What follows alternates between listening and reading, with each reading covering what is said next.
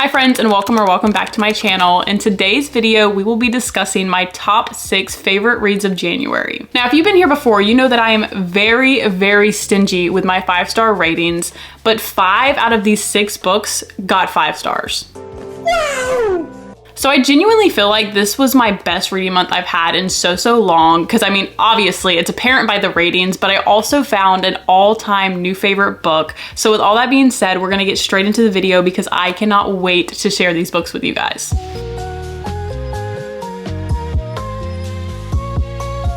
So we started 2025 off with Pack Up the Moon by Kristen Hanna, and this was my first 5-star read of the new year. This book follows Lauren and Josh, but it is so far from your typical romance novel because soon after getting married, Lauren discovers that she has an incurable disease that she's not going to survive. These two suddenly have like such a short amount of time together versus spending the rest of their lives together, and they're both trying to find ways to cope with that because I mean, it was the most shocking news. They weren't prepared for it. These people, I swear to God, if you look up in a dictionary soulmates, you're going to find Lauren and Josh. So we're trying to find ways to cope with what's going on. Josh isn't really doing well as we wouldn't expect, but Lauren has the idea to write a letter for each month up to a year after her passing to kind of carry her husband through the grief of losing her. Obviously, I knew going into this, it was going to be a tearjerker because I mean, just the basis of the story is so devastating, but the gut-wrenching sobs that came from me while reading this book were just dramatic. The way that Christian sculpted the timeline within the story was absolutely perfect. Like, in the beginning, I was very indifferent towards it because, I don't know, I like a very, I don't know, just the timelines that you would expect. And this isn't a timeline that I would expect, but in reflection, I feel like it had the most impact, if that makes sense. I don't really want to go into the details of what the timeline is and how the story takes place, but the way she did it just packed the punch so well, and I just think she absolutely nailed it. I mean, the idea behind it, the execution, and specifically the journey of this book was just so beautiful, and I think I will think about this book for years and years to come. It's one that makes you appreciate life, you know? So obviously I would, and I do recommend this story so much. I actually told my best friend about it and she picked it up so quickly, guys. Like, do you know the feeling you get when somebody reads a book that you tell them to read and then they love it and you just get to sit there and geek out over how beautifully written this story was and how tragic it was and just go through all the emotions with somebody else who's been there, who understands what these couples went through.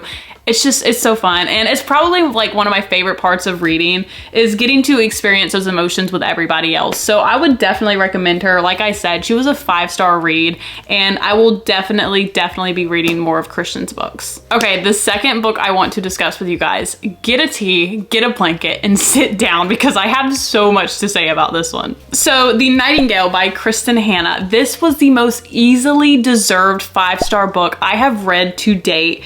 The way it literally changed my life, and I'm not saying that lightly at all. I kid you not, when I was writing my review for Goodreads and Instagram and all that good stuff, I literally typed more than 400 words about how I felt about this book because there was so much to unpack and I just felt so many things within this book. Instagram wouldn't even let me post my review. I literally had to post like a slide with my review because I had typed so much. So I'm going to briefly tell you like what's going on within the story, and then I'll give you a few of my personal thoughts. And yeah, oh my God, guys, like I literally do not care if you do not like historical fiction. You have to read this book. I genuinely think that every single person ever, reader or not, should read this book because of how amazing it is and how awakening it is. So this book is set in the early 1940s and it focuses around the invasion of France and all that came with that. So we follow 2 sisters within this book who are loosely based off real women that lived during that time period and kind of aided the people of France and tried to help and do as much as they could within this war because they didn't want these Nazis overtaking their home.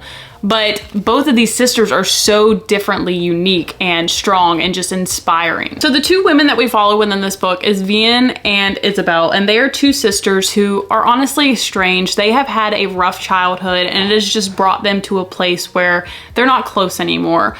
But when a situation like this occurs, all differences are almost kind of set aside. Like obviously we still had our arguments and our disagreements and all this stuff, especially because they have completely different approaches on how they want to handle this situation. So V wants to keep an insanely low profile within these times, and who could judge her? I mean, it's very, very terrifying. I mean, what do you do in these situations? We will never know because we weren't there. We did not experience this part of history, but she just wants to, because I mean, she was living a quiet countryside life with her husband, and then all of a sudden he is shipped off to war, and she is left with her daughter to try to survive and get through this. And so much occurs that I don't think anybody was prepared for, because you genuinely cannot prepare for the things that occurred within this war. So the second person we follow within this book is her sister Isabel, and their relationship becomes a huge focus of this book, as well as what's going on within their country.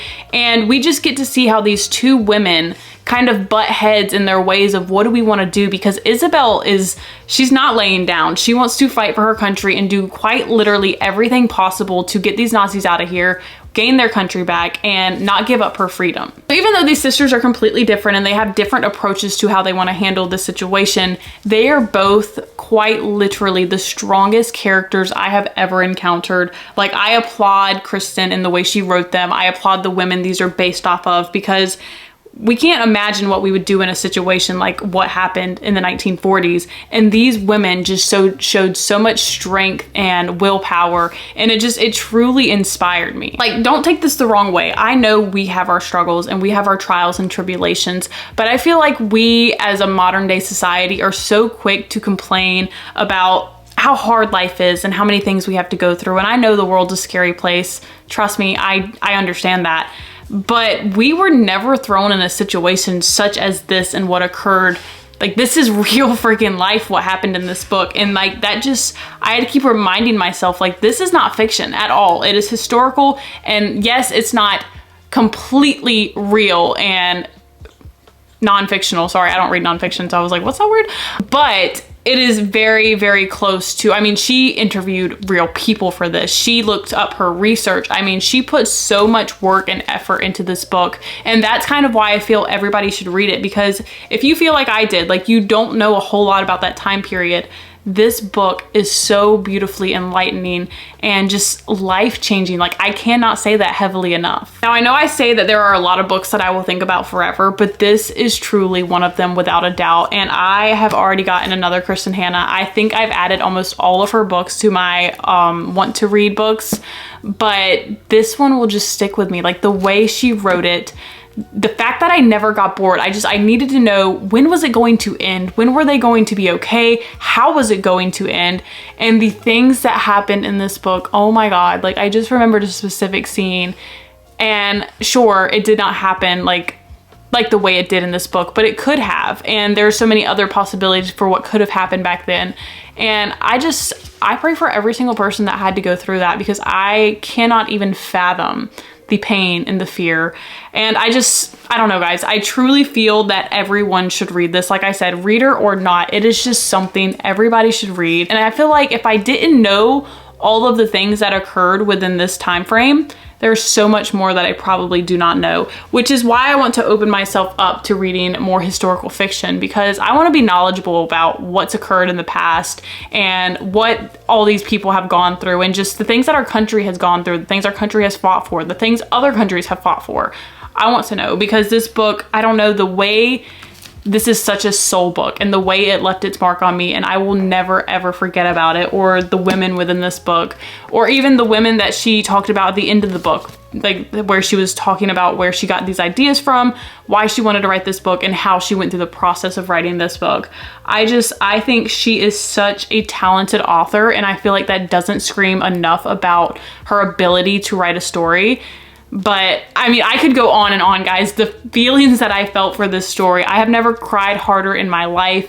Every time I would stop crying, I would read another page and I would just keep crying. It was devastating, but it was so good, and it's a must read. I gave it 5 stars, and I really think you should read it, even if you're not into historical fiction. Like, I cannot stress that enough. If it's not something, because I always said that I was never going to read historical fiction, because it just didn't seem like something I would enjoy. But that book truly touched me in a way no other book has. So obviously I recommend it. I everyone should read it, okay? So we followed that up with the last book in the Harry Potter series, Harry Potter and the Deathly Hallows, and I also gave this book 5 stars. I honestly picked this one up because after such a hard and heavy read as our previous one, I wanted something a little lighter. How delusional can I be? Like, obviously it was not the same emotions and it was not on the same level as our previous book because this is fictional. We're back to our fictional world of things that haven't really happened. I mean, we have wizards here, okay? But the sobs, the absolute heartbreak, the devastation, I actually have been avoiding. I've watched the movie. I've watched part 1. I have not watched part 2. And if you have read this book or you've seen the movies, I think you know why I'm avoiding it. Like, I just don't see how I can watch that and not absolutely shatter. So obviously I can't dive too deep into this as this is year 7 within Hogwarts and our last year. I just want to say that if you like the movies, I've said it before and I'll say it again. If you like the movies, please do yourself the justice of reading the books because I cannot explain enough how much is left out, which I understand it. They're trying to take so many pages and turn that into the screen. So obviously there's gonna be stuff that doesn't make it, but there is so much that doesn't make it. So I feel like if you enjoyed the movies, you are going to adore the books so, so much. I mean, after spending 6 years with these characters, it's just so bittersweet to end it all. And I'm like, I don't have any more Harry Potter except for that last movie, okay? But I literally know what's gonna happen and I don't wanna do it. But in my opinion, Harry is faced with the toughest challenges yet within this book. And the unexpected plot twists, they don't stop. Things just continue to happen literally from the beginning to the end. And the way freaking the first movie ended, like Deathly Hallows Part 1, are you freaking kidding me? I knew it was coming. I knew it was coming. And I still like started sobbing and like telling my dad I could not watch this. I could not get through it. And I'm going to miss them so much. I honestly do see myself rereading this series within some point in my life. And I just think you should read it. I mean, it was 5 stars. I think I gave 2 or 3 of the books within the series 5 stars, and that says a lot because I am someone who swore off Harry Potter for so freaking long, and honestly I'm disappointed in myself because this series is so amazing and I would recommend it to anybody. So the next book we read in January was The Worst Best Man by Mia Sosa, and I gave this book 4.5 stars. Are you guys as shocked with these numbers as I am? Because I was like, what is happening this month? It's been so good. But spoiler, February has been absolute trash. I felt mean. I probably shouldn't say trash. It just hasn't been good. So this book follows Lena and Max, and when I say these two have baggage, I mean heavy, multiple loads of baggage. Like, I am not as good as a person as Lena is because I would have punched this man in the face probably before he even spoke to me. So let me explain why, okay? So Lena is like one of the most renowned and talented wedding planners known in her area. She is so good at it, and she happens to plan her own wedding. So on the day she is supposed to get married, her fiance decides to not even show up. Like, she just gets left at the altar. He literally doesn't even show up to the day of the wedding. And it kind of comes out that it's Max's fault. I mean, his brother said something to him the night before at the bachelor party, and whatever he said kind of struck a chord within, I can't even remember the guy's name. He was so irrelevant, okay? But he just got spooked and he was like, you know what? I'm not even doing this. He didn't even tell her himself. He literally told the brother like, hey, tell her this isn't happening. And he dipped, and Max was the one that had to deliver the news to Lena. So obviously she is not Max's biggest fan, understandably. So she carries on through her life, still killing it with the wedding planning and just, you know, living her life. And then some things start to go wrong, and then she gets this amazing job opportunity that she just cannot pass up. So she's following through with it, and she's going to these meetings, and she's trying to get this job. Guess who she is forced to work with?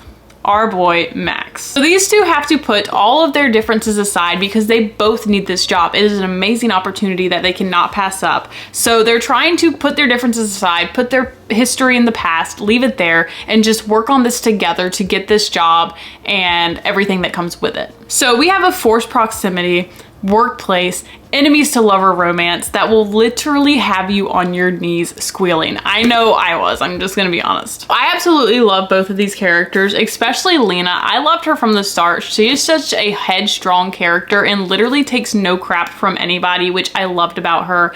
And then mix that in with Max and we have the cutest little feet kicking couple. The banter within this book was just so top tier, and then the things that occurred. Like, I literally was blushing reading this book. I couldn't get enough of it, and I am so excited to continue reading Mia Sosa because there's actually a book 2 to this, which is called The Wedding Crashers, and I need it ASAP. So I would definitely recommend this book if you like fast-paced romances with the tropes we kind of touched on earlier, because I literally devoured this book. I think I read it was either a day or 2, but for me, that's actually like crazy because I never do that. But I fell in love with Mia's writing so fast, and I fell in love with her writing so fast.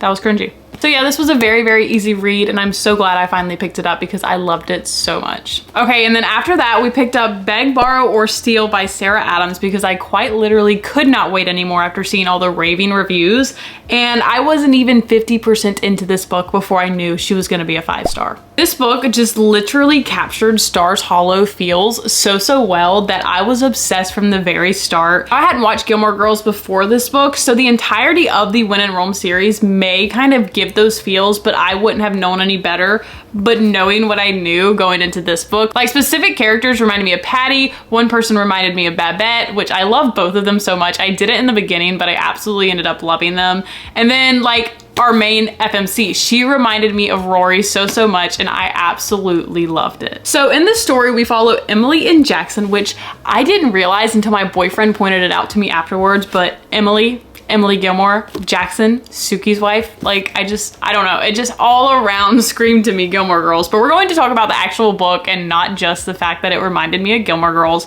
But this was easily my favorite Sarah Adams to date. So these two have been rivals for years and years. They just, every time they see each other, it's like bully against bully. They're not friends, you know? So Jackson ends up getting with this girl and he moves away and they're due to get married, but then things kind of fall apart and he moves back home.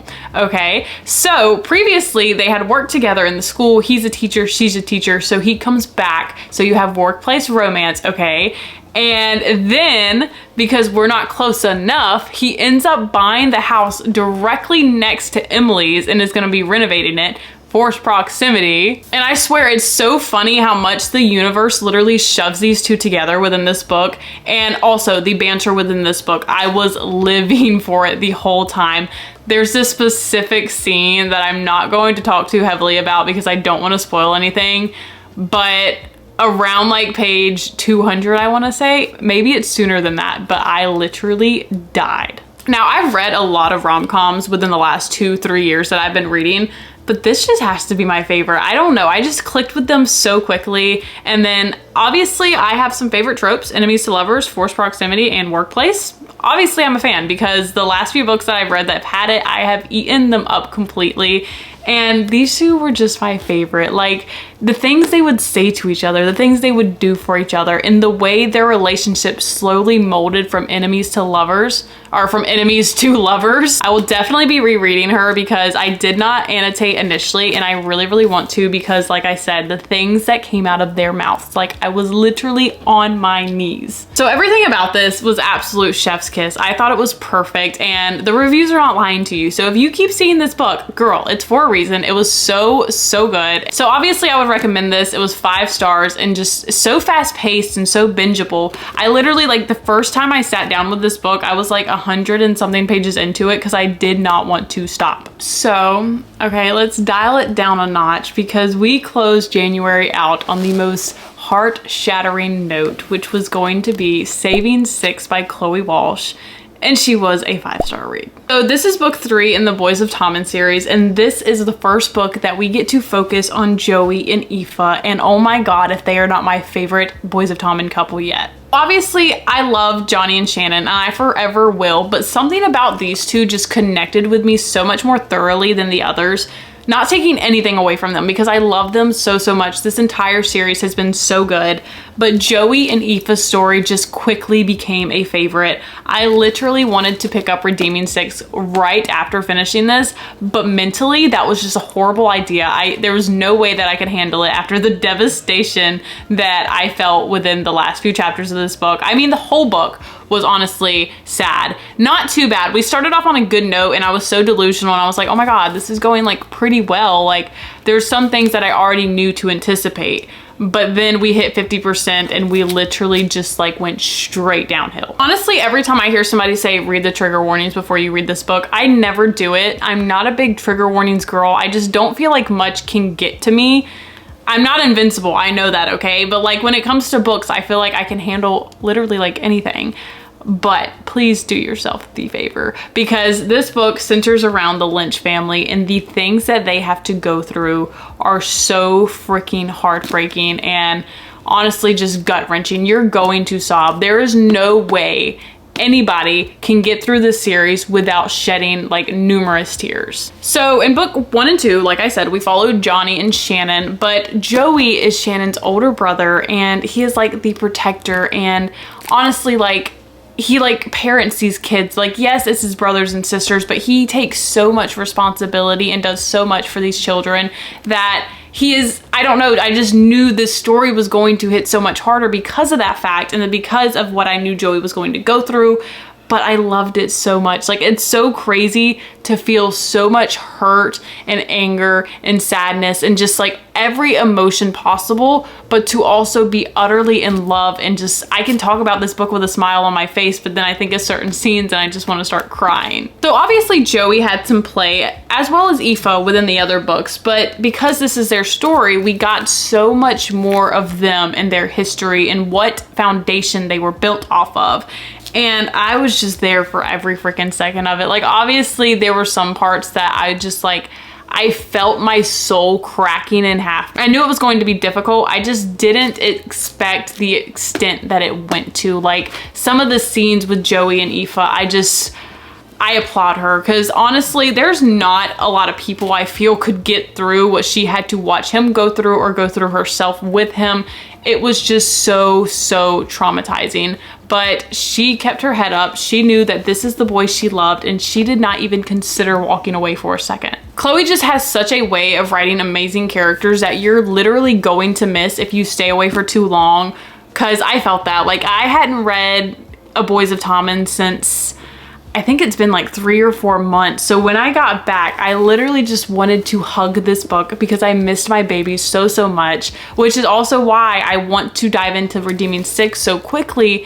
But oh my God, everybody says that one's so much worse than this one. Like I've been texting my friend about it and she's like, girl, if you thought that was bad, just you wait. I mean, this book is talked about so commonly, but I feel like it's still not enough. Like I want to scream at the entire book community. If you have not read this book, freaking do it, because the way you will fall in love with these characters just feels so different from my other characters. I don't know if that would make sense to you guys. I feel like you fall deeper in love with certain characters. Like I said with Kristen Hanna's book, there's just some aspects that just pull you in tighter than other things, and I think trauma just really gets to me, I guess. I seriously cannot wait to continue this series. I'm scared, obviously. We'll probably throw it into a reading vlog at some point just because there's so much to capture and to go through and to experience within these books. So yeah, I will stop rambling, but if you have not started Boys of Tommen, please do yourself the favor. It's going to hurt, babe, but it's going to be so worth it. So that is going to wrap up everything we read in January. We literally had 5 stars, which blows my mind, and I genuinely hope that if these weren't on your TBR previously, they are now. All of them just hit so differently, but so freaking perfectly, and I was on a reading hot trail because I could not get enough of these guys. And I love getting to sit down and scream with you guys about my favorite books ever, and I really hope that you've read them. If you haven't, please do so. Come back to the comments, let me know how you feel. Also keep in mind, my DMs are always open, so if you are planning on reading any of these, feel free to come scream to me because I will be right there to scream with you, girl. Make sure to like and subscribe if you like this video so that you can see me next time when we're talking more about amazing books we're reading. We actually have a trip planned up, so that video will be coming soon. So until next time, I hope you guys have amazing weeks and read amazing books. I love you.